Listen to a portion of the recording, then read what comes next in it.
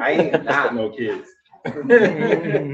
This is one of those 360 cameras. So if you talk, it will show you. You just can't see yourself right now because it's behind this. But thank you guys for coming here. We appreciate it. I'm gonna try to do something a little bit different because I feel like I talked too much before. So I want to just say thank you for showing up. First, we're the AspiRE Mastermind group. I want to thank Ryan because he started this so many years ago. But we rebranded, we shifted, doing some things. So we appreciate you guys keep showing up. The whole point of returning faces, though. Huh? So, a lot of returning faces. So that's one of the things that I want to bring up in the first part of this. But just want to say thank you guys. Obviously, we're trying to grow. All the conversations we're having is the point of this group is that you're around other people trying to build the same thing as you. And we have our speaker, Bill from Victory Title, the owner of Title Company. He'll be speaking. He also owns 67 units, 67 doors. So that's what we're trying to do is make sure that we put people around you so that you know it's real, right? We normally read those individuals in books, but now you can actually touch that person with his permission. That he's a real person, right? Like he's a real person. So that means a real person can do 67 units and it's not someone that's in a book that might be fabricating it or on social media, you know, faking it on a nasty duck. So again, thank you guys. Our whole point is to try to keep the ball moving. I feel like that's kind of what Ryan kind of always spoke with me about and Seth, I remember like you telling the story that you never wanted to keep showing up to a meeting without having something done. And so I wanted to kind of bring that back. So what I want to do is have everyone introduce themselves and tell us one thing you've done to push yourself forward since the last meeting. Yeah, it's been a couple meetings for me. So my name's Andrew. Since the last meeting, I have been, so I'm a contractor. And so I've been connecting with and partnering with other contractors, and we've been talking about, buying a fixer-upper, fix and flip type situation. And if I need to, we can partner on a deal. And so that's, I've been working on that. Having more conversations. Yeah, more conversations on that front for sure. So, awesome. Thank you. My name is Derek, second meeting. Since last month, I've been looking at a lot of like the development plans within Milwaukee, like kind of looking at the greater Milwaukee, the path of progress, where are like development projects being put up, parks, new schools and things of that nature, kind of figure out where I can jump in and, get the appreciation cash flow where people want to be. So one, I would say look up Acre. That's a program that I went through. Okay. It's about development. And then I would say speak to this man afterwards. He's heavy into development. Cool. My name is Michael. I'm an investor in Chicago. Since the last meeting, we closed on a duplex in Walker's Point. Getting ready to start on a renovation project on that. So Michael is my client. We closed. He's out of state, and he used Mach 1. So he's the reason why Mach 1 is official. He's going to be official sponsor of us. So. Oh, nice. Yeah. Congrats on that, though. Thanks. Yeah, congratulations, man. Thanks. My name is Tony. This is my first meeting since last month. I really just gotten home and tried to get the ball rolling to purchasing my first property. And Seth has been a great mentor to me. So did you reach out to him in that past month? I did. I reached out to him while I was on deployment. Was that on Bigger Pockets or where? How did you guys? I believe it was through Bigger Pockets. Yeah, he reached out through Bigger Pockets, and then just last Friday we went and saw 5 properties, and we probably would be writing an offer right now if we weren't at this meeting. Perfect. You like release one of them. Yeah. Well, we're doing our 90-day cohort. Me and Devin. One of the things that we tell in the first couple of weeks is the people you need to start introducing yourself to. Technically, the first person you should introduce yourself to is a lender, but most people go to an agent, and then the agent kicks you back to the lender. So you're in the beginning stages of that. So congratulations. Mr. Bill. I'll introduce myself. Okay. But Fair enough. Hey, I'm Ryan. Like Charles said, started this a while back. Don't cry, man. It's okay. Yeah, pizza. But let's see, what am I working on? I don't know. I had my one seller financing potential deal. I had messaged these guys, but that pretty much fell through. So now I just have some cash in the bank to spend. We're gonna be a little short, so I can bring some money. But then I don't know, should be like a 4-unit probably in those areas that you guys kind of know, but 400-ish thousand, somewhere in that price range, 2-bedroom, 1 baths, brick exterior, parking optional. Send them my way. Right. Hey, everybody. I'm Devin. Like Charles said, myself and him are working on the 90-day accelerator cohort. Been an investor for about 4.5 years now. Just started my journey as a commercial real estate broker as well. So I'm working on a lot of big projects there. I'm doing a interesting reposition on a 9-unit in Stevens Point for myself right now. And then I'm helping a couple clients of mine get established with some 4 units, and then maybe 161 unit. We'll see if he's interested. It's a big project, but he's excited. 14, 15 million. He just sold his company and actually just bought in on a 189 unit student housing building in Madison. Oh, So that's he's brilliant. he's looking to put his money in some real estate. That's So we're, development, or that's an existing building? that one was an existing one. This one is Madison's still like hot for college housing.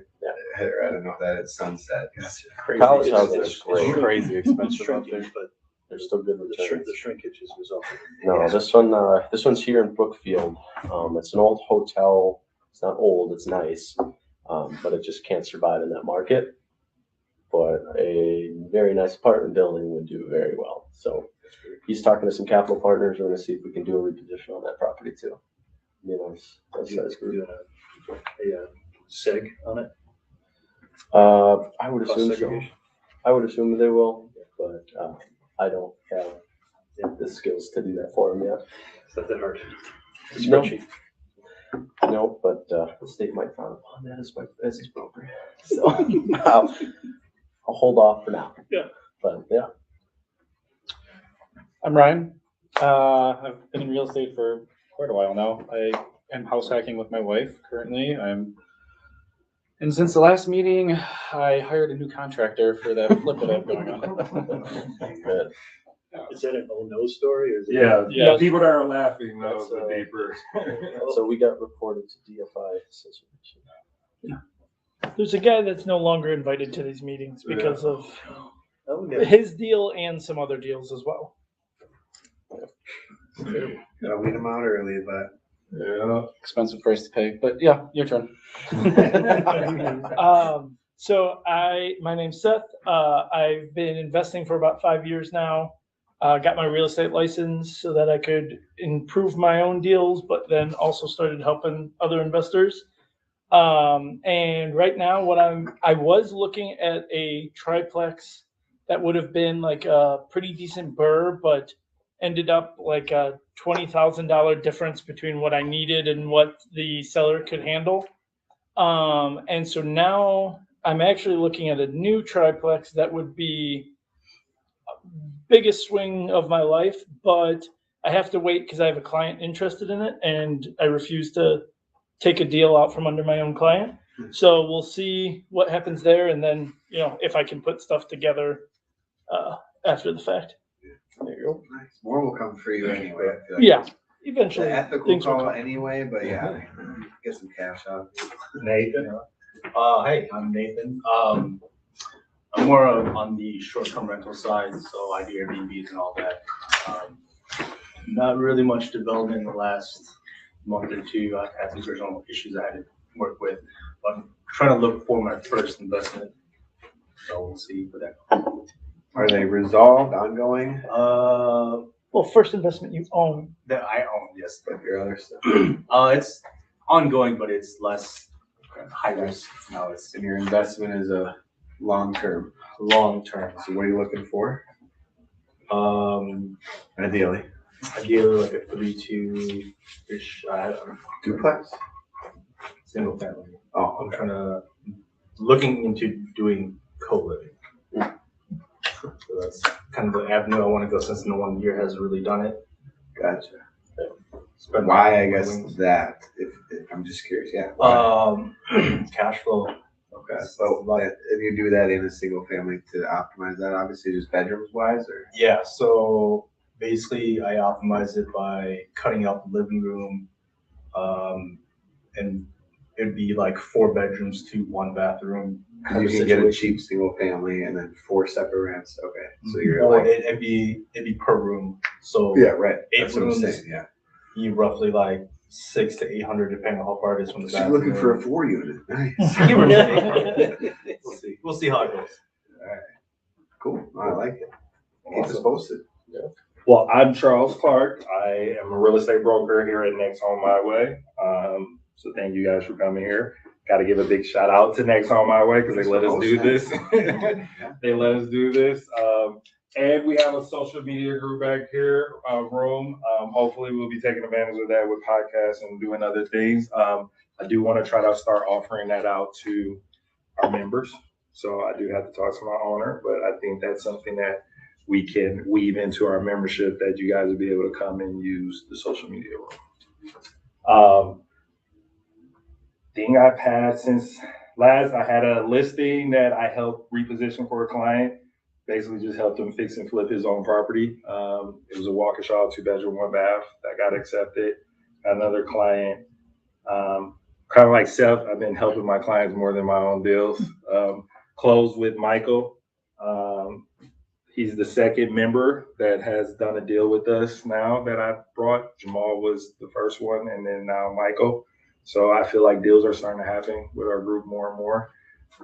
And then I'm helping him project manage it because he's in Chicago. So that's, I would say, another big deal for me as well. So yeah, so I want to start implementing that now, guys, of just, you got to have to come with something, right? We want to hold you guys more accountable, especially since we're a smaller group where we can remember what you said. Guys, look, I mean, we filled the seats too, so it's like, we don't really want to get that much bigger than this. I mean, maybe a couple, but like, if you made the cut right now, keep showing up, basically, because it really can't and won't get much bigger, so. Yeah, I mean, obviously, we do schools, so we have some education, so like the membership can be bigger, but like we want to do extra activities where we go out to properties, which we can do because we have our license, which most groups can't do that, right? They have to find a real estate agent within their group to do it. We can do it ourselves. So that's some of the things that we want to start doing. And yeah, but we want to keep this more intimate. That's why I want to kind of shift it. I know we always tell people to kind of bring your laptops, and we don't really always get into deals. So I'm hopefully that we can speak on some deals, even if you want to bring up the one that you shared with us, but we didn't go through with it. I think just having more conversations like that would be helpful. Yeah, for sure. I agree. I know you got to be going at 7, so I'm just going to give. I'm just want to give I still want to give like how the market is doing, because obviously with us being brokers, we have access to some of that data. So I like to just share it. I know we're more focused on Milwaukee, but because I do deals, and I feel like we all are from basically here to Kenosha. Who's not looking in Milwaukee, I guess, raise your hand. Who's not? Well, I have a bunch of No, I'm just curious. And being a broker, I'm asked to go down there. No, I was just more curious of the room. That's all. I always say find the deals, right? And I think Michael's a big proponent of that. And with technology, you don't have to be down the street, right? You don't physically need to go drive to that property. And I think the sooner you accept that, the sooner you can grow your business, right? You don't need to be the one, changing the light bulb. You don't need to be the one that answer that call for that plumber. You can connect the plumber with your tenant, and they'll get everything handled, right? It's the core 4, right? I mean, what do you need? An agent, a lender, insurance, and like a maintenance or property maintenance. And that's like, again, that's what we do. I'm gonna keep selling it, the cohort. Like we kind of go through that process of the team you need and things of that nature. So, as I said, the first person you should get is a lender. Next one is your agent. Probably the next one is property manager, and then a contractor. I think with those 4 people. Title guy. Sorry, that was an easy sell. That was an easy sell. Check. Okay. All right, I'm gonna just go into stats, and then I'm gonna hand it over to Bill, and he will. I asked him to just kind of talk about the title and how important it is, but I also asked him to share his story, right? Because he has 67 units, and then I asked him to also kind of share a little bit about how title plays in if you want to do wholesaling. I know when you're the wholesaler, even though I don't like you guys, but that's because I'm a licensed agent. I want him to just go over how you can do it and maybe speak to Pace Morby, subject to. I think that's a good topic to go over as well. Yeah. All right, so I'm just going to share some brief numbers with listings have been going up. So our market is kind of booming right now, and Bigger Pockets just did us a favor, or just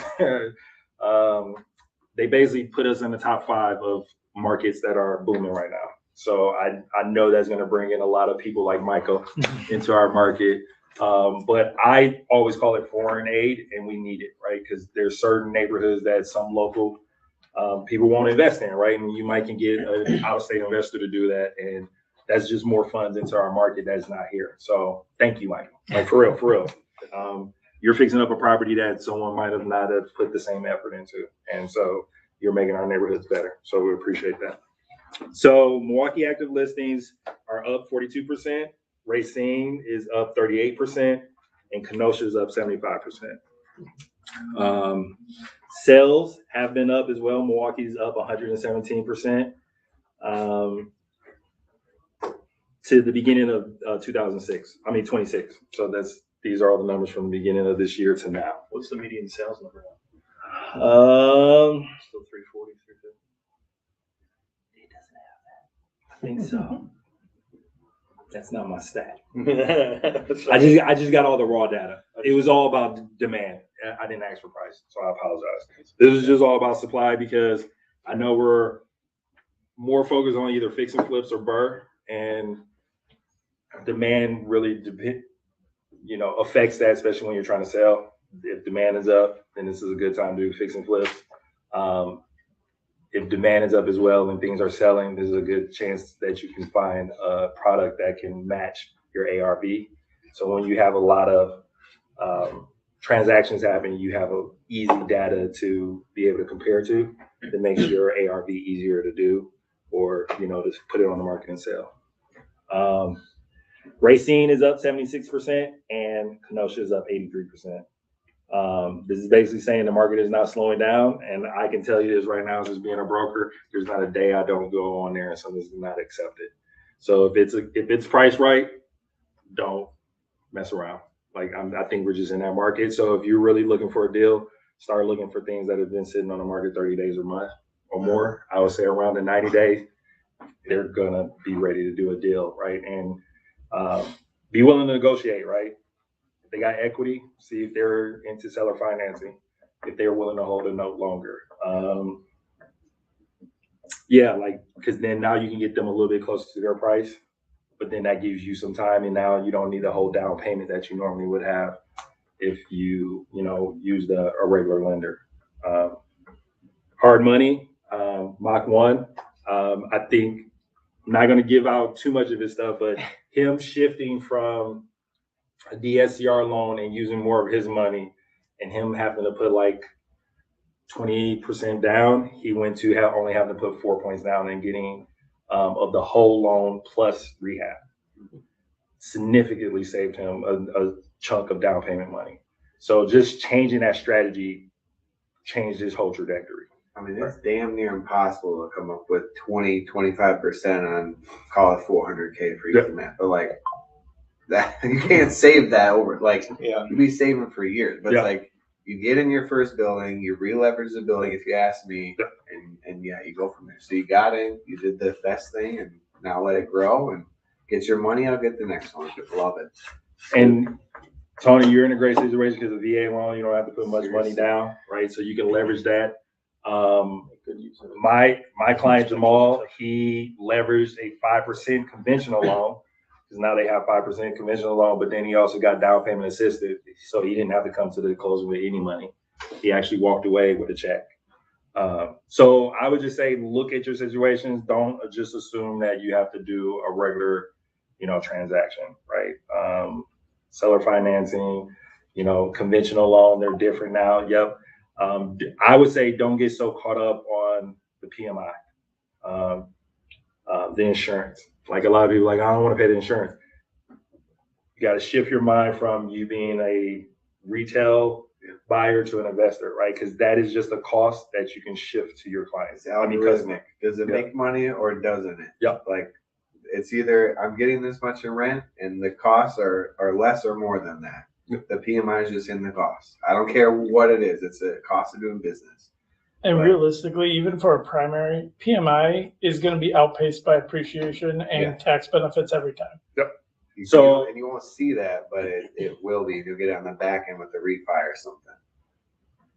And so, and that's part of, again, our group is hoping to shift your thinking on something that maybe what's stopping you is because you're still thinking like a retail buyer, right? Even with you being house hacking, you have to assume that, you know what, I'm not going to cash flow, but because someone is paying most of my mortgage, like what I tell my clients, if they're paying 1,000 of your mortgage, your goal is at least save half of that by the end of the year so that you have 6,000 to now go get the next deal, right? So you shouldn't be like, oh, let me pass up on this deal because I'm not cash flowing. Like, you don't need that because you're house hacking, right? You just want to saving more. Yeah, you're saving. So that's how you got to think of it. Is like, I'm saving money. I have this opportunity to save money to put that away so I can go get the next deal. And then the sooner you can refinance out of it to scale, right? Again, you can't be like, well, I don't have enough equity. Well, you can do more with your 20,000 out in the market than you just letting it sit there. And that's just me. So when other people can have their different opinion, but if you're saying, hey, I want to get to 100 units as quick as I can, then you need to use your equity as soon as you can, right? And I would say, sorry. No. I would just say after like 6 months to a year, especially in this environment, the rates, say what you want about them, but again, cost of doing business. But it's like, you want to get your money out. So, I mean, basically, like positioning yourself to do that as soon as possible. But I don't even remember where I was going with this. But yeah, just the whole deal is get to the next deal. Equity. Yeah, 100%. But Bill was talking about that, so I feel like that's a perfect time because he was talking about how he was taking his onesie twosies on getting in. So he got 67. I did not be professional enough to ask him a biography of himself, so I'm gonna let him speak on it. So Bill, you can stay up there or come up here. I tend to move around. Okay. I'm very conversational. What you'll find with me is that I will pause to think, because thinking is really, really important, especially when you're on the fly. And I'm going to do this on the fly. My name is Bill Wester. I've been doing title for 32 years. I own a whole bunch of properties, and I did do it onesie twosie in the beginning, and then kind of did a bulk thing after a while. That really isn't important. That's not why I'm here. I'm here about title and to try and answer your questions. But after 32 years of doing what I do, I can tell you that motivation is probably the weakest link for everyone, including everyone in this room. When you do this kind of work, especially investing, real estate in general, you'll find yourself, and I would imagine everyone in this room has had this experience. Oh God, I can't do this. What the fuck am I doing? Why am I doing this? I'm not making any money, that kind of thing. With that thought in mind, if you guys wouldn't mind, on your feet. Just for a moment. This is chair, sorry. Everybody, anybody in the room a Tony Robbins fan? Yeah. Tony Robbins. Have you seen his reach? He does a reach speech, and this little thing is categorically one of the best ways to discover whether or not you can reach. What you do is you Put your feet about shoulder width apart. You take your right hand and you point straight out. Doesn't matter if you're pointing at somebody, it doesn't matter. You point straight out. You. And now turn and reach as far as you can. All the way behind you. Reach behind you. Reach the other way. Reach the other way. Okay. Now take notice of where you reached to. Okay. How far you reached. Now, for a moment, just close your eyes and envision reaching. Just a moment. Just close your eyes and envision reaching. And reaching as far as you physically can. As far as you physically can. Right? Open your eyes. Now, repeat it and really reach as far as you can. Really reach. Everybody go further? Anybody go less far? Further, probably. Well, just about everyone does further. I saw you go further. I saw you go further. Andrew went further. Yeah. Have a seat. That illustration is what I base all of my activity on. Have I reached far enough? I can do more. Can I do more? One of the things that helps me get there is I practice the rule of 3. Every morning, because this is a bust your ass business. What you're doing is probably the most difficult part of real estate. And my hat's off to you. I could not sit and do this all the time. I couldn't. That's why I do what I do. The rule of 3 is pretty simple. Every morning when you rise, you've got all kinds of obligations, right? And they're task oriented, they're thought oriented, but it's just work, chores. We get to do them. We were having a great conversation about that. We get to do this. And if you have that mindset, when you rise, you go and look in the mirror, in your bathroom, see yourself in the mirror. What I'd like to try and get you guys to do, and almost no one does this. People are afraid of it because they're afraid of themselves. Because we lie to ourselves. Our brain freaking lies to us all the time. Allows us to get away with all this bullshit.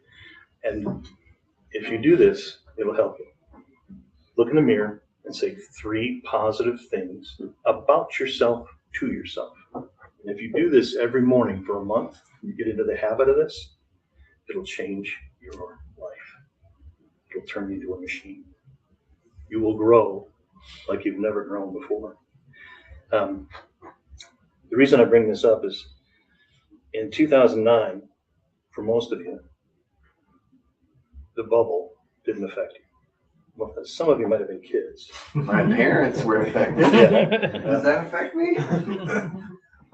In 2008-9, the bubble hit, and at that time, I was an area VP for a very large company, Fortune 500. I ran a $490 million division of lawyers' title, had 4 states, 120 indirect, 17 direct. So it was a task. Worked my ass off, but it was a great job. I loved that job. Unfortunately, it was a job. I thought of it as a career, but it was a job, and I was disposable. And in 2009, they proved it. I was earning well over $350,000 a year in a W-2 job, plus commission. My wife is a forensic CPA. She earns a ridiculous living too, now and then. Well, weird enough, 2007-ish, she was like, I'd like to stay home and take care of the boys. I had 2 sons. They're now 28 and 25 respectively. One works for me in the office. His name's Trevor. Hopefully you'll get to meet him. The other is a Kenosha County Sheriff. You probably don't want to meet him. He's a great guy. He's one of my favorite people. Not when he's sitting it, right? Yeah. But if you do meet him, you're in trouble.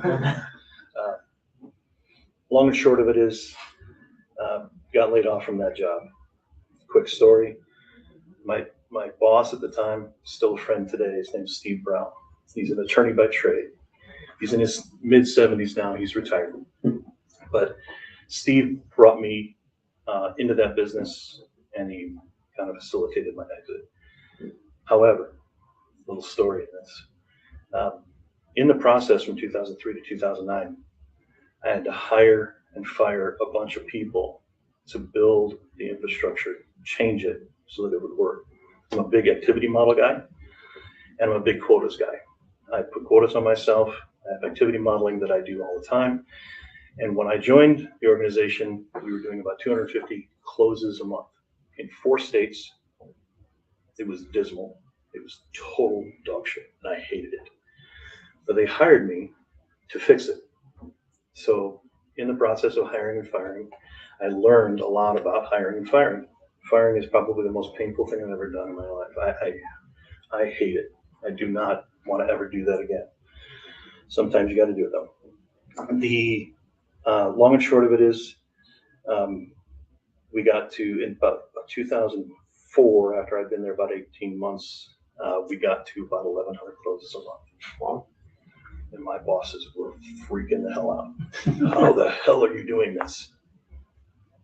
I was like, Zig Ziglar and Tom Hopkins. What do you mean? Activity modeling and sales, but yeah, what are you talking about? Well, I learned the hard way.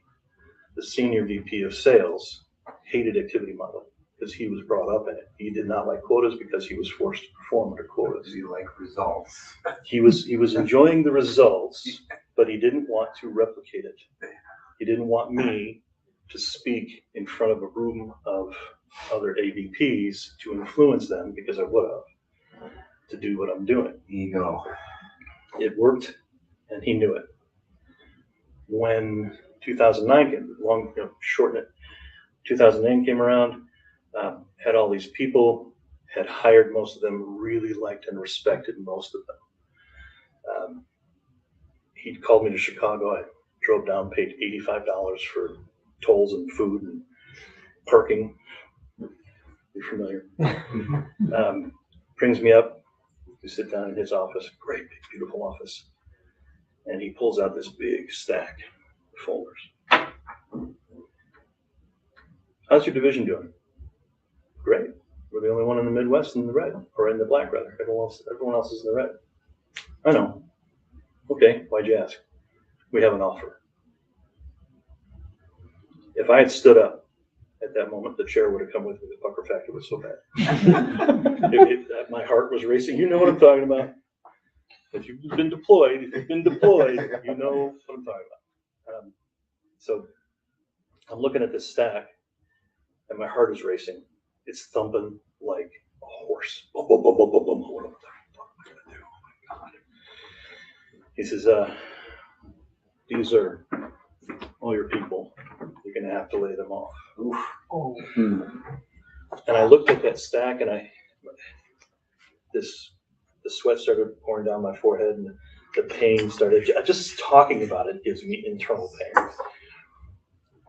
And like I said before, I liked and respected a lot of these. I hired a lot of these people, trained a lot of these people, and I paused and I thought, these are all my people. I'm next.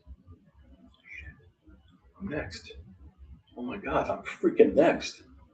Steve, you got a folder in your drawer for me? Yeah, I do, matter of fact. As a trained attorney, he should have known better. Mind if I see it? Can I see my package? The instant he handed it to me, I was legally allowed to take advantage of that package. I looked it over quick, paused, thought, said, thank you, I'm going to keep my package. We'll take it. We'll go today. But frankly, you can do that. I'm not going to fire any of these people. I'm not going to disappoint them. I like a lot of these people. He's like, but what are you doing? Steve, I'm really sorry. I'm going to keep my package. But he's trying to get it back from me. I was like, 6 months severance, pretty decent package. So I took it and ran. Since then, I've done 2 major things. I vowed never to work in corporate America again. Never again. They'll never get me again. What age did you leave? What age did you leave? Oh God, roughly? I'm 61 now. So in my 40s. It was rough. So I went from making a great living to zero, and my wife was at home with the kids. So we went very, very, very upside down, and we had to declare bankruptcy. That was one of the toughest meetings of my entire life, going through bankruptcy. Crying mostly, or what? I'm not a crier. I'm more of a punch you in the face kind of guy. But the attorney was really good. He helped me out. We did a Chapter 13, and thank God, my wife is brilliant. She's way smarter than me, so she handled most of it, and we recovered. Since then, I had already had some properties, and they were deriving about $68,000 in income for us at the time. When you go from a combined income of 3 and change and 2 and change, it is a life-changing, life-altering time. So we survived. I then decided that I was going to get some more properties or try.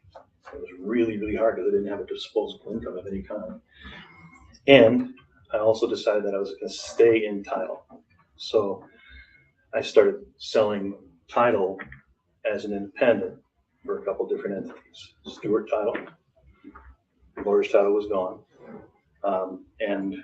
When I was with Stewart Title selling independent, I found kind of my niche, my forte, so to say. I ended up getting the Mandel Tower. And my boss at the time, when I brought in the deal, she was like, how the hell did you do this? $260 million business. And I said, well, just persistency. I wanted it, so I went after it. And I got it. Not too long after that, when we're in the middle of finishing it, I got Northwestern Mutual, the big tower, and the one off of 27th. In the interim, with all that going on, 5 Walmarts. My boss thought I was like, everything I touched was turned to gold. Yeah. And it kind of, to a degree, it kind of was. But I was underpaid. Yeah. I was underpaid because I was straight commission, and I should have been pulled in at a larger number, a bigger nut. But it wasn't available. So I just worked through it. Since then, I decided that I didn't want to be independent anymore. It was too tedious. It was too much work for too little income. So I started working at starting title firms, and I started doing some stuff for a group called Hudson Chase. Hudson Chase, as a consultant, had 494,000 broken loans that needed to be fixed from the Fed. They were every type, VA, FHA, you name it. And they needed someone who knew real estate inside out and backwards. And that was kind of my category. So they hired me as a project manager. The VP over at Chase Bank, her name was Bev. She was like, well, how do you propose we do this, Bill? I was like, well, you hired me. What are you talking about? So my first suggestion was, we're going to need a bunch of people. We're going to need bodies. And she was like, well, what kind of people do we need? I said, real estate people. Because she was thinking collections people. I was like, you're nuts. We don't want any of that. So what we did is we went out to Marquette. And we held a huge job rally. We hired 140 brand new attorneys just coming out of school. They all needed work. It was really hard to get work then, almost impossible, especially for young attorneys. So we got those 140 attorneys, we put them to work, and we discovered that about 73 of them were worth their salt. And we kept them. We built some tools and some structure to get through all these loans, to clean them up. Every one of them had some form of broken title. So it was kind of trial by fire. 2.5 years, almost 3 years of trudging through this until the day that Jamie Dimon came into the building. And I was sitting down at my desk, and I had asked them to get me a screen. And back then, these screens were really expensive. You know, you could spend $2,000 on a screen that size. and they put it up at my desk. I had one of those stupid cubicles near a window. Put it up at my desk, and I built a tool on my Excel to have a ribbon going across the bottom that told everyone, because every day I'd have 50 people ask me, where we at, where we at, where we at, what we doing. So I built it so that every entry into the system could show what was going on, where we were, and how far along we got in that day. It was just activity modeling on paper or on a screen. It was going famously. It was going great. We had cleared almost 400,000 loans, and someone walked up behind me and said, "How we doing?" And I, at that point, had learned to be instinctively, there's the screen, right? It's right there. And I got up. So I turned around, and it was Jamie Dimon and 3 other senior execs. So I stood up. I said, what do you need to know? He said, well, we need to know how you did that, and we need you to come with us. So that was my last day there. It wasn't because of how I behaved. It was because I was already done and I didn't know it. They finished up the last group of loans. Several of the attorneys that were there are still friends of mine. Some of them are in politics. Some of them are in business for themselves. My favorite guy is by the name of John Sober. He's kind of a crackpot genius, but I rely on him a lot. I'll call him and say, hey, what's going on? The other guy ended up in title and stayed in title. His name is Hans Veit. He's in Madison. He was with Lawyers Title at the same time I was, but he was an attorney with Lawyers Title. Hans, John, and I did some investing together, got some properties. So that's my story in general. When I couldn't keep that going, I decided I wanted to start my own title firm. Victory Title was the brainchild of my wife. She's like, you love title. You should just stay in it. You're good at it, and that kind of thing. So, and at the time, I was like, it's 4.5 years ago. It's like, I kind of want to retire. Okay, I kind of want to just back off and retire. She's like, fuck no. You'll drive me nuts. She works from home all the time, or a lot of the time. And again, she's brilliant, and part of her brilliance is knowing her limitations. She can't tolerate me, and she can only tolerate me in short stitched pieces. We just got back from St. Thomas, and it was phenomenal. Anyway, started Victory Title, and really kind of had the objective of becoming the most technically superior title company in the Wisconsin market. We've achieved that. I have a master's in tech management. Doesn't mean much because Moore's Law has outpaced me by a long. You guys know Moore's Law? Okay. Moore's Law is it's not like Murphy's Law or anything like that. It's just the operation of doubling.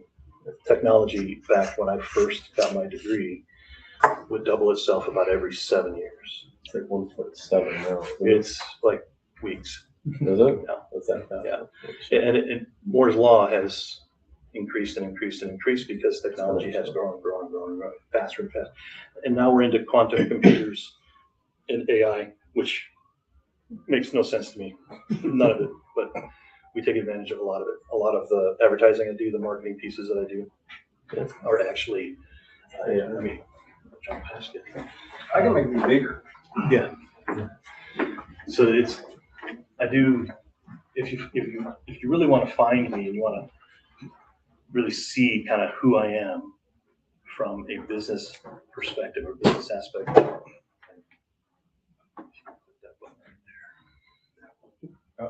No, it's on a different way. You need volume? No, just.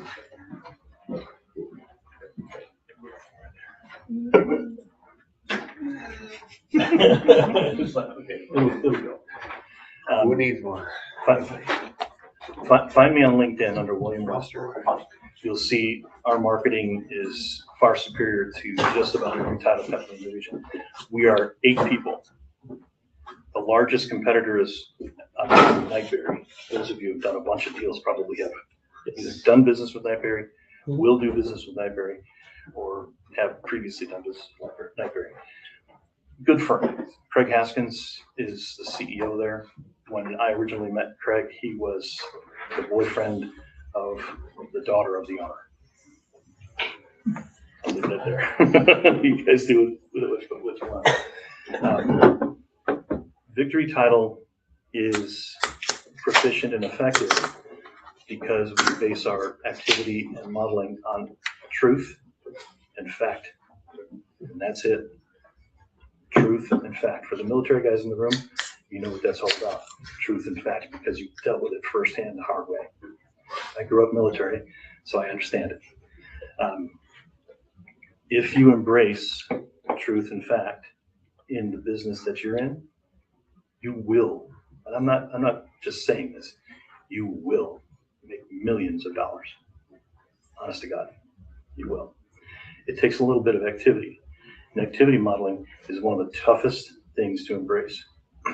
If you're not used to it, our self-indulgent mechanisms will create laziness because you're free and you're at home. And I made my 15 calls, I'm done. I made my 40 calls and I'm done. And then you go sit on the couch and you won't look at your phone. I would encourage you to break every single model that you're currently, even if you're successful. There's a few guys in the room that are successful. You're already doing it successfully. So the rule of 3, truth and fact. What was the other one? First one. Somebody help me. Nobody was listening. So truth and fact is the last one. Moore's Law. Moore's Law is one of them. But that outpaced me. The main point that I'm getting to is if you pause and think when you're in the middle of putting a deal together, I want you to think Victory Title, because we will help you finish. The end result is what you need, and it's a positive end result. You need a positive end result. We can be your partner in that. We facilitate anywhere between 80 and 120 transactions a month right now. I'm trying to grow my team. I've got 3 seats. Every person in this room has dealt with title people, worked with title people. 1 or 2 of you has a title person that wants to earn better money and be in a better position. I would encourage you to send them my way, even if you have to lift the phone and say, hey, you heard of Victory Title? You should call Bill. I will pay them better. I will lead rather than be a boss. I am not a boss. I'm a leader. I know how to lead because I was brought up with military people. It's probably I would never tell anybody to embrace military because it is so harsh. It's so hard. But it teaches you a lot of really good things. The primary one is discipline. That's why at 61 years old, I'm standing here in front of you. Discipline. Yeah. I am one of the most disciplined sons of bitches you'll ever meet. And I'm up at 4 in the morning. I was just talking about doing Tai Chi in the morning. 5 years ago, I was 340 pounds. I'm 260 now. Congratulations. I'm going down to 230. When I get there, I'm going to run around naked for a while. That's what it's going to be. But that's kind of my story. That's where I'm at. I'm a big motivation guy. If you're down, if you're frustrated, if you're feeling like shit and man, this deal is driving me nuts, don't hold back. I don't. You call me and say, Bill, what the fuck? I need this done. All right. Don't be a dick about it. I'll get it done. It's just like, I'm very, very sincere, very honest, and you will not You will not find me shying away from any deal that you guys can bring. I would encourage you to utilize us. You've utilized us. And I can vouch, I've used Victory as well. He's got to That's deal part with of the this reason. right now. Yes. My crew will back every move that you have. And if it's not a backable move, we'll tell you. That's foolish, don't do it. You know, these numbers don't work, don't do it. I'm not a big numbers guy, that's my wife's job. But I know a good deal when I see it, and I know a bad deal when I see it. And sometimes you can just sense it.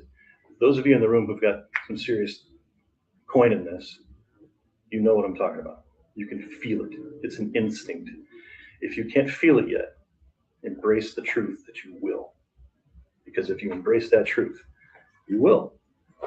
There's also one other last thing that I'll tell you about regarding motivation and all this shit. If you have a 5-year goal, 10-year goal, 20-year goal, anybody in here got a 5-year goal? Everybody? Okay. Everybody have 10-year goal? Everybody have 2-year goal? Yes. Okay. How about a 2-month goal? If you pinch it down, and for everyone in the room, some are in it, if you pinch it down to 2 months, and you do what Tom Hopkins talks about, Zig Ziglar talks about, which is reduce it to the ridiculous. You reduce all the tasks that are necessary to reach that goal. You'll do it much faster. Not because it's required, but because it's necessary. There's a difference. When it's required, it feels like work. When it's necessary, it feels like love. You will love what you're doing. You will make a ton of money, and you'll get active. Activity modeling is available in a lot of different forms. A couple of books I'll recommend. We've talked about this earlier. Growth Gears. It's called Growth Gears. Can't remember the author at the moment, but Growth Gears will help you scale. And scaling in your business is crucial. Another book, Tom Hopkins, Dare to Sell. Tom Hopkins deals with all real estate stuff as a whole. His big thing is objection handling and learning to objection handle, how to speak to prospects and customers and clients. The Growth Gears is Art Saxby. Okay. And he pays. Yeah. My personal favorite, and I rely on it a lot, and it's going to sound weird, but it's real. Sun Tzu, The Art of War. Oh, yeah. Fantastic book. It's a bunch of sonnets and quotes and stuff. It's not like a story. If you read the whole thing 3 or 4 times, you kind of sort of start to feel like there's a story in it. Sun Tzu, the bottom line, was a failed soldier. And he became learned because he paid attention to the people around him. He took great pleasure in learning from the people around him. If you design your activity modeling around what others are doing that are successful, you too will be successful. They say, and I don't know if it's true yet, if you surround yourself with millionaires or you participate with things, even if you're just going, if there's a pub or a club or someplace where there's a bunch of millionaires and you know they're millionaires or plus, and you go there all the time, by default, you can become. And I mean it, by default, you can become. That's the football coaching. Use us as your catalyst to success. We will get you there. You don't have to, but I would love it if you did, because we will grow. If you bring me a couple of great people, I'll be eternally grateful. I won't give you any money. I'll be eternally grateful. Quality people are hard to find in my business. There's 751 people licensed to do what we do in the state. Trying to pry them away from other title companies is like pulling teeth out of a live tiger in the wild. It is not easy. Most of them earn a good living, but we will pay them better, I promise. So please introduce us. I'd like to just go Q&A, if it's okay. 87. I know you said you might. I'm good. Okay. I'm good. I got a text. She's in a board meeting. Right. So Q&A. Who's got a weird question? Something that's come up that's really technically blown your mind and given you pain? Anybody? I would like to ask about what, when did you know, I guess, how to scale? Like, when did you kind of make that shift from maybe duplexes to now going 4, 6, 8 units? Like, how, like, where do you feel like, because you say you were doing onesie, twosies, where do you feel like I was at 10 and all of a sudden I was at 20? It wasn't osmosis and it wasn't it wasn't intent. Okay. It was definitely not by intent. It was by, unfortunately, necessity. Okay. When we filed Chapter 13, we were having an awful time. And I knew that we needed X to do X. So we actually, total transparency, we had about $284,000 in live liquid assets that we could liquefy rather. So I, without my wife's permission, took it and did it. The deal. She was like, "What?" I was like, cash flow. It's okay, cash flow." She was like, "Okay, cash flow." It was cash flow. So, and then once we got a little cash flow and a little equity, we leveraged and did it again. We were having a whole conversation about leverage. Most good lenders, a solid lender, will let you leverage out 10 properties. They don't care about anything else other than the loan to value. You guys have learned this. You guys have seen this firsthand. A lot, probably, I hope. But we leveraged and finally got to a point where we were actually earning more than we were putting out. And that's how things grew. It's a 2011, 2013 thing. And now Victory we're doing a great job. I'm back to where I used to be. Very cool. It's a little scary because it's now my gig, and anytime anything weird or bad or critical happens, I get 3 people in my office going, "What do we do?" Yeah. And I'm always like, "I don't know." Let's check a book. Let's read a page. You know, and that works. And admitting that you don't know is a huge deal. Making mistakes is a huge. Make mistakes As quick as you can. and make a bunch of them, because then you'll get it out of your system and you'll know what not to do next. It's a Freudian thing. But what was the other book I wanted to mention? Growth Gears, Tom Hopkins, Art Sun Tzu. There's this pilot. Her book is called Great Things. Saw her at the ISS meeting last year for educators. My wife works in that field, so we go to the ISS in Chicago every year.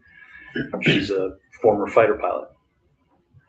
Cute little black girl, and she is just phenomenal. I mean, like off the freaking charts, phenomenal. Great speaker, and she wrote this book. And anybody who reads it, if you want to read a great book, I can't remember her name either. What's the name of it? I can try to read Great Things. Yeah, doing great things or great things. I should have brought it with me. Usually I bring a stack of books with me when I do these things, but I was in a hurry. We closed 12 deals today. So A little busy, huh? a little busy. My goal for Victory, because I am, like I said before, 61 years old. I'll be turning 62 in January. I want to be done before I'm 70. Probably not gonna happen. Because I kind of tend to, like many of you, I thrive on activity. And Tai Chi is not the activity that I want to do all the time. If you find it, let me know what her name is. Yeah. You find it? Shasta Ways, does that sound? Oh, yeah. Okay. Badass fighter pilot. She actually had to punch out over Iraq. Okay. And she says that she's an inch shorter. That's pretty cool. Shasta Ways, I think SHAESTA that's her name. WAIZ. If it's not, I'll find it. I'll Okay. share it with you. All right. The only way I can share it with you though is that, like with everybody in the room, please give me your email address so I can mass market you. I promise I won't spam you, but I will drive you crazy with come work with me. In that vein and in that thought, as a professional salesman, I would be abjectly deficient if I didn't ask who's got a deal in the room that they can send me my way or send my way in the next 48 to 72. Anybody? Hours? Yeah. Pretty tight. A week? How long? I got a couple buyers that were right, so you'll get them. Charles, you guys all flopped. Not yet. But Going through the objections phase right now with the sellers, so. there you go. Tom Hopkins. Depends on if Tony's offers get accepted. We'll see. Our office is really beautiful. So if you want, and Charles can attest to that, if you want your clients to, Right down the street. number one, be comfortable when they come in, and number two, be smiling and laughing when they leave, we are your shop. This, I tend to tell really stupid dad jokes, but they're fun. Fantastic. They're fun, and I play up the doofus really, really, really well. I'm an old football player, so it comes easy. Q&A, I'll offer again, Q&A. What's the most common issues that you see coming your way? In investors, title. in investors, Yeah. being unprepared to bring money to closing. That's number one. Number two is lack of understanding on stuff like assignments. When doing an assignment, you do not want to try and do novation, or an A to B, B to C. You do not want to try and do novation. You know what that is? Break these down for me personally, maybe somewhat, but everybody else who's even more beginner. Yeah. So novation is a French word, it means hide, or hiding, or hide it, variations. You do not want to hide your activity from your seller. Wisconsin is a disclosure state, and they're serious about it. They catch you trying to work novations, they catch us trying to work novations, I'm out of business. They catch you, put you in jail. And I'm not kidding, they'll put you in jail. Disclosure in Wisconsin. Live it, it's real. The truth and fact thing in that is that you'll feel better. You won't feel like you slide somebody, stuck somebody. If you divulge what you're doing in writing, most people won't read it. So you're okay. That's true too. And the real truth of things, in those two environments, the novation thing and assignments, if you're always telling the truth, you'll gain a reputation for telling the truth. If you're always basing everything you do on fact, people will appreciate it and they'll send you referrals like mad people. They will love you. They're like, hey, this guy got us into this and we sold that, so we went and got another property and then we did it again and we did it again and we did it. Pretty soon you got 25 regular customers. And in your field, that's all you need. You actually only need 10 to 12 regular comebacks. People who want to sell their properties. Have you guys experienced this? Not yet. Not yet. Okay. I've started to feel it in my realtor business. Yeah. Referral thing. Mhm. How do you build, this is a good question for all of us. How do you build reliable referrals?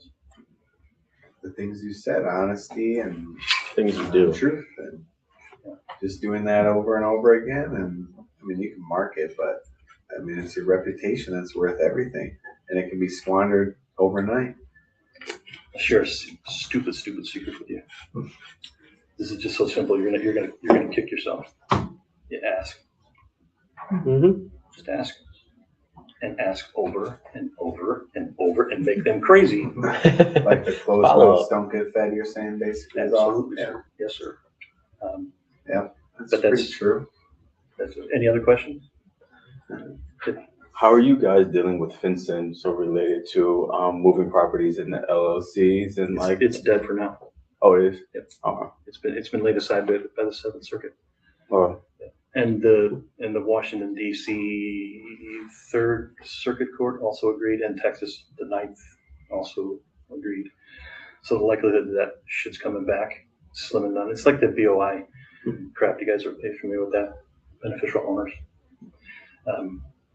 When you do what I do, you start to get impeded by a lot of regulation. We are so heavily regulated that I spend about a quarter of my day every day paying attention to regulations and trying not to get in trouble.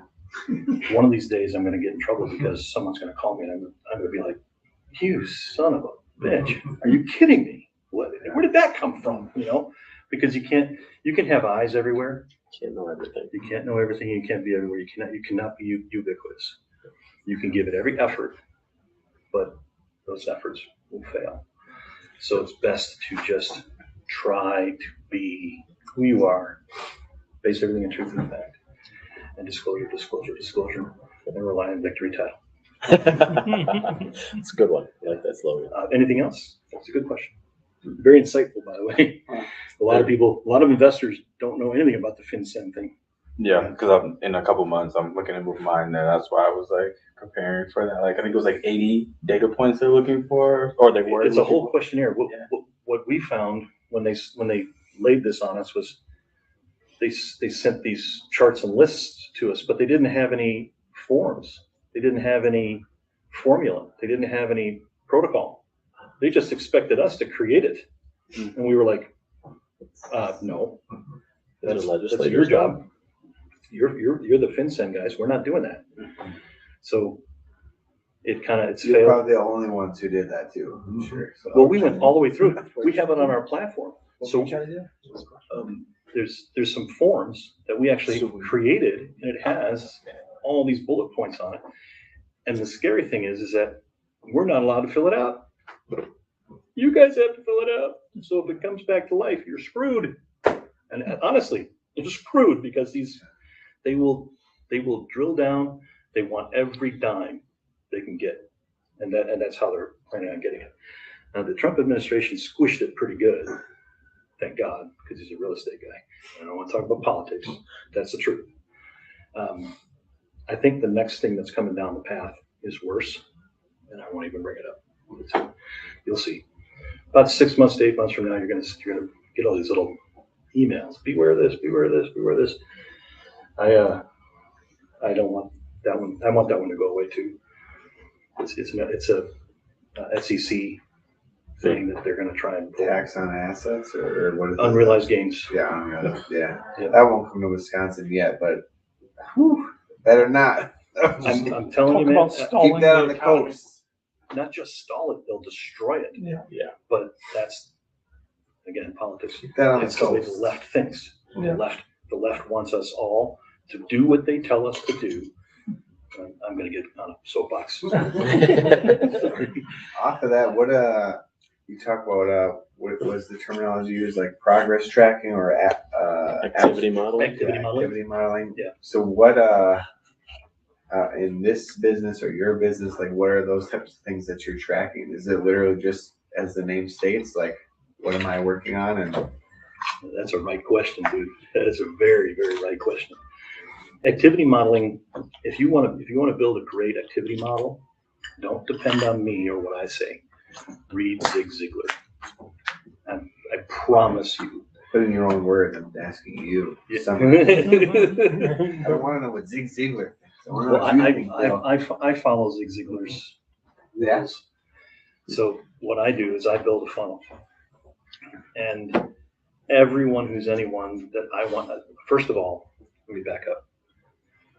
I look out into the market and I look and see who I want. Who do I want? What lender do I want to do a bunch of business with? What realtor group do I want to do a bunch of business with? What investor do I want to do a bunch of business with? And then I pursue them like a madman and I keep track of everything. There's a rule in sales. It takes 12 efforts, 12 contacts for me to get you to do business with me on average. I think it's even more now. That is an activity model. But that's okay. That's what I was curious. Yeah. Yeah. So That's basically, I would say, the same stuff I did the last 10 years plus. But yes, do that, people. yeah, it works. It does. It's But weird. it's like strength and conditioning, like we were kind of talking, but it's just like you progress what you track, pretty much. Like, how are you going to know otherwise if you're not paying attention? So track shit, budget it, fitness, health, whatever, you know, finances, all of it. But Eat what you kill, but you got to hunt constantly. You got to be hunting. And if it's that old story. Maybe, I don't know if you guys have heard this story. There's a couple of lumberjacks. You may have, if I'm getting too if I'm getting too esoterical, just tell me. But there's two lumberjacks, an old guy, brand new young guy, and they're chopping wood all day. Young guy's just hammering away. He's strong and healthy and fast, and he's just kicking ass, taking names, knocking trees down all day long. The old guy cuts for about half the day, and he disappears for about 2 hours. Number one, he's taking a nap because he's freaking tired. And number two, he comes back and knocks down more trees than the other guy. The kid is like, "You leave for 2 hours and come back and kill more trees than I do. How do you do that?" I go home and sharpen my axe. A sharpened axe is what you're doing right now. Yeah. Rely on those around you. Bump shoulders with more people doing what you're doing, and you will learn. Yeah. You will grow. you have no choice. And it's just reps. And that's like what we're saying. This is 1 month of 12 months in a year. You showed up once. Thank you for being here. Even if you showed up all 12, that's only 12 repetitions of real estate. It's nothing. But like, just keep showing up is the point. Yep. You saw a few guys raise their hand when I said, you got a 2-month plan. Right? And they're successful. The reason for that is you shorten that wick. If you got a short wick and the dynamite's going to blow, you got a lot to do. So you better do it. Otherwise it's going to blow. So that's kind of a little, I mean, it's of a 30-minute conversation. What do you model in your day right now for activity? Like, is it just finance, business related, or is it broader? It's you know, everything. Nutrition, whatever. Your marriage. We were talking about this earlier. 5 years ago, I was 340 pounds. Yeah. I'm 260 right now. I'm doing Tai Chi every morning. Did you model that, for instance? I absorbed it because of necessity. Yeah. And desire. I want to live to 100. It's a weird. I had a heart attack last year. Oh. And it kind of put me into a spiral. I was like, ooh, this is really uncool. And it felt bad. So, want to get in shape, started eating healthy. This sounds terrible. I'm a big researcher on supplements. I spend about $1,300 a month on supplements. Wow. But I'm 61 and I look like I'm 50. There's a reason for that. 5 years ago, I looked like I was 65. Not anymore. And I'm going to continue to go. I really like these guys that are trying to change their bio. Our health is our wealth. Yeah. Period. Yeah. It goes away quick if you're not paying attention to it. Take care of it. We're mostly trim guys in this room, so you and I.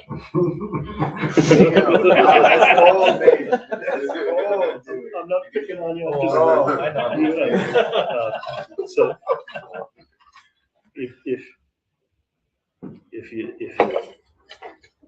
want to know more about my practices, come and spend time with me, close with me. We'll talk a lot. I can promise you that. We, Yeah. my goal is not to retire, but my goal is to retire. I don't want to do nothing. I aspire to be able to do more with my free time. One of the things I gained from going to St. Thomas just 2 weeks ago, it's not just the tan. I gained some perspective. We spent a couple days on this boat called Dreammaker. It's called Dreammaker for a reason. You have to be a certain level of investor in order to get a ticket on the boat. It's $5 and change a day to be on the boat. It's a vacation ship, and you can get on it anywhere in BVI or USVI. If you become an accredited investor, you know what that is? Yeah, your net worth's worth more than $1 million. Well, I think it's 2 million, and then you have it starts at 2 million. 200,000 monthly income or something. Yeah. This victory and property are not my only gigs. I am a hustler. I Could have fooled me. I drive my wife crazy. But every time I bring more checks, she's like, "Where did this come from? Yeah. How did you do this?" I like St. Thomas. Wow. We run a boat with 12 other couples. 2 of the couples are both billionaires. I'm not going to share their names. very cool. I tend to ask a lot of questions. Charles knows this. When I feel intimidation, I feel it to my core, and I'm not intimidated by big, strong, crazy, fast guys. I played football in my first day of practice at Northern Illinois University. One of my best friends, Jim Pop, he's now the CEO of Johnson Bank. 6'10". It's a big dude. Big dude, huge hands. My dad had had a heart attack. I couldn't show up for the first day of camp. I was there 2 days late. Jimmy was instructed, because he was my friend, to walk me through it. I'm 6 foot. At the time, I was 258, and I was running a 5 flat 50-yard dash. Pretty fast, pretty badass. I was bench pressing 375. It's fast, strong, capable. Definitely second string. We walked out on this field called Dasher Field, and outside of the locker room is this huge mound, end to end of the field, and it's a workout mound. It's still there today. You run across it, up and back. We go over the hill, and I'm walking next to Jimmy. I got my helmet on, jersey, shorts, and I said to Jimmy, "I thought this was a shells only." He goes, "Lester, you dumbass, they're not wearing pads." Again, pucker factor. I could have drawn grass off the ground. The sweat that I put out that day, it was Land of the Giants. I was the smallest, actually the smallest, but I was one of the smallest guys on the team. And it was super intimidating at the time until they learned how ferocious I was. And I became the crash test dummy for the team. But didn't get to play much. Red shirt. So enjoyed it. Where was I? Who asked the We were question? talking about the boat with the billionaires. Big, scary, fast monsters. Great big guys that want to punch you in the face. They don't scare me. I've been married for 32 years. Nothing scares me anymore. But these people are scary. Not because of their size, their strength, but because of what they know. And they read people. In an instant. They can tell you in 10 seconds the kind of person you are, where you're going to go in life, so on and so forth. By the time we got off that boat after just about 3 days, both those couples are now in my phone. And they have already become fast friends. And I'm on my way to become a billionaire. I'm going to do it. To get there. And with your help, I'll get there faster. And I'll return the favor by helping you. I don't know if I can help you get to be a billionaire, but I certainly would love it if 3 years from now you were looking at me going, "Billy, you're an asshole. how did we get this? How do we do this? How do we do it? You know, I'll be like, I don't know, you did it. I just held your hand a little bit, you know? And I'm not shy, I'll hold your hand. I'm man enough. Anybody else? Any good questions? Another question, I guess, for your activity matrix, when you went from 1 to 67 units, what did that look like? Your activity, like, was it like wholesale, buy and hold, or what was it? I'll tell you kind of a real transparent thing here. I didn't know what I was doing. I had no idea what I was doing. I was literally throwing spaghetti on the wall and hoping it stuck and learning from every single failure. And I failed over and over and over. It was ad nauseum. I was starting to really kind of feel like a failure. But what it did is it taught me that every little win, no matter how insignificant, even if somebody gave me an appointment, oh, they're gonna talk to me, yeah, you know. That's really how it happened. And in 2013, when I spent that money without my wife's permission, it's wood.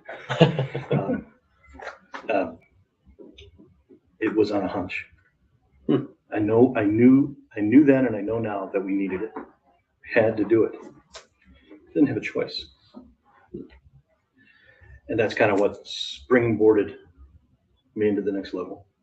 From there, I set some goals. I didn't know much about the shortening of the goals, 2 months, 3 months, 2 weeks, whatever. And I didn't know much about reduce it to the ridiculous. But I learned, and I started reading. Every single day, every morning, I read for about 2 hours. Knowledge is power. We were talking about it earlier. We were talking about writing stuff down. Were we talking about that? Talking about reading. We were talking about reading and writing. Where's Charles? Was it Charles? We were talking about how to really soak something in. We were talking about ADD and all this stuff. Learning models. One of the things that really helped me a lot in reading is I'd write notes. And I write them in the margins.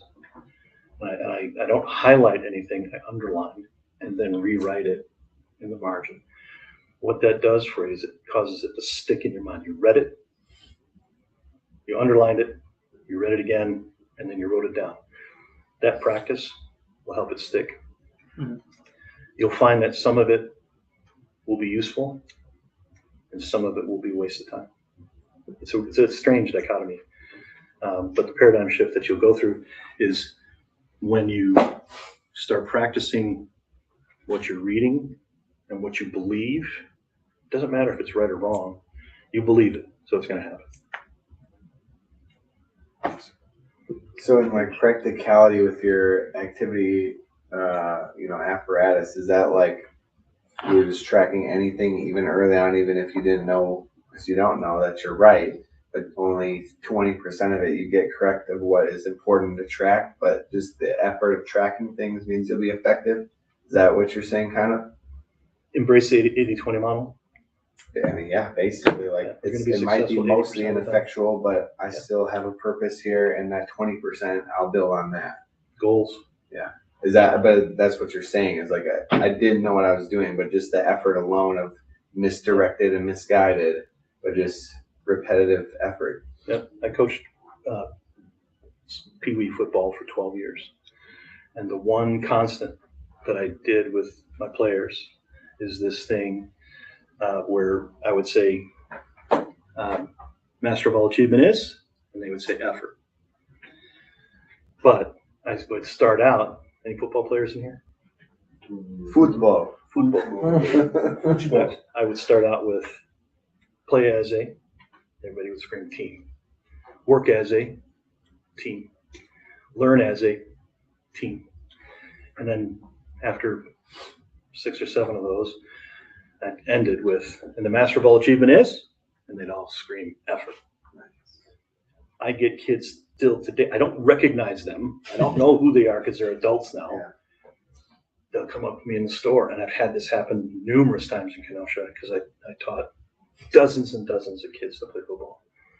they'll come up and be like, Coach, how are you? I'm like, hey, You? and they know, no, it's Johnny, you know, whatever, or Jeff, you know, oh, Jeff, who? You know, but the way I can tell who really learned anything from me is when I say Master of All Achievement is. And if they yell back at me or say even quietly, effort, I say, congratulations. That's your first lesson in life. Always, always, always give your best effort. Never give up. It's like that stupid frog and the bird. Frog's trying to get out and the bird's trying to eat it. It's a silly thing. Any other good questions?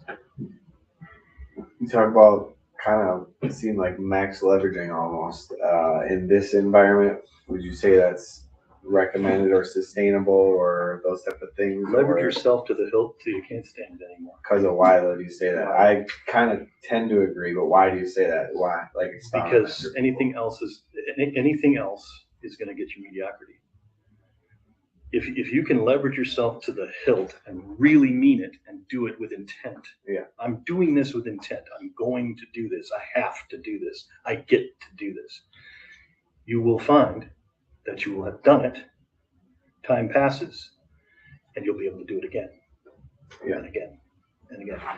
The best lesson I learned from a friend of mine is do what's repeatable. Mm-hmm. And do it over and over and over and over again. And if you find modifications or deviations in that success, do that too, because those little tweaks and changes, like getting out of a bad property, that's not my goal, but it has happened. I've had to, because I can't afford to be flat and have no leverage in a property. I just can't. I just don't. I hate it. And when I'm paying 30%, we were talking about property management. If you get a great property manager, it's mailbox money. Sure. Mm-hmm. They'll make it back for you, maybe. Yeah. Tenfold. Then, yeah. Tenfold. Should, yeah. But it's good. It's good stuff. It's a great questions, by the way. What else? Anybody got? I can keep going. What's something about title that most people don't like think of or don't know that you wish they did? That it is horribly complex and simple at the same time. The complexity comes from regulation. We are so heavily overregulated that lenders are afraid of us, especially those of us who know what we're doing. For instance, a good example, Rocket Mortgage is probably going to get drummed out of the state real quick. Really? It got bought by Mr. Cooper. Rocket Mortgage is underperforming. We had a client, this is brand spanking new. We had a client do a HELOC. And if you know anything about HELOCs, you know there's a 3-day wait rescission period until they get their check. And that's when we get paid too. I'm very anti not get paid the day we close. I do not like not getting paid the day we close because it lowers the probability of actually getting paid. The lender screwed up over and over and over again. Finally, my son came in one afternoon last Tuesday, Wednesday, and said, "Dad, I've never worked with a less competent group of people." He keeps bitching about H-1Bs. I have no idea what an H-1B is. He's like, they're H-1Bs. They can't even speak English, and they're killing me. Okay, well, what's killing you about it? Well, they're totally incompetent, Dad. They're totally incompetent. They don't know what they're doing. Mind you, he's been doing this 4 years, and he's as competent as they get, mainly because he's got an IQ of about 160, and he learns quick. So when he tells me that they're incompetent, that means they're incompetent. We closed that transaction that he was bitching about on Friday for the client with that 3-day right of rescission. Today was the day that they were to get paid. Guess who didn't wire us the funds at all? And we argued with them all day long. They need that money to do something that they're doing. They have to do, and they didn't get their money today, $53,000. It's little, maybe little to us or some of us, but it's something to them. still principal, even if that's little too. That's a shit ton of money, but that's, Well, the principal is And wrong. being in the middle, guess who gets blamed? And no matter how many times I explained it to them, this is out of our control. They have not wired us our funds to fund you. And I'm certainly not writing you a $53,000 check out of my pocket just because I like you. Not doing it. So they're disgruntled. They're mad at us. They're probably going to get a bad review about it. But I told them the truth and I gave them facts. So it's all. That's all you can do. And I will piggyback, a lot of real estate agents will, I would say, not be happy if your offer came in with a rocket mortgage. I've only had one interaction with them and it was negative. It was my first ever property. I got pre-approved by them and I told them in the pre-approval process, I'm a contract to hire right now. Is that gonna be an issue? They said, absolutely not. We have that all the But it became time. an issue. Not a problem. And then we put an offer in, everything looked good and they went, ooh, it looks like you're a contract to hire. We can't lend to you. Yeah, okay, I'm never using you again. So, And the terrible thing is Mr. Cooper is okay with that. They were, I don't know why I don't even know what the consideration was for purchasing, and it was $115 million purchase. And all they purchased was equity. They didn't buy the whole thing. They just bought equity and took control, kind of like a hostile takeover. Yeah. Crazy. Short of that. Thank you guys. any more? Thank you, Mr. Bill. Very much. Appreciate it. Does everyone have my card? Yes. We will send more information out afterwards. Yeah, I do not, but. Where is it? We are at the 7:30 mark. I am going. Very happy to be here with you guys. Yeah. Appreciate it. I've already gotten a couple of cards. If you have a card, you want to share it with me? You got your phone on you? Yeah. Scan my code, yeah. I want this in here. Thank you.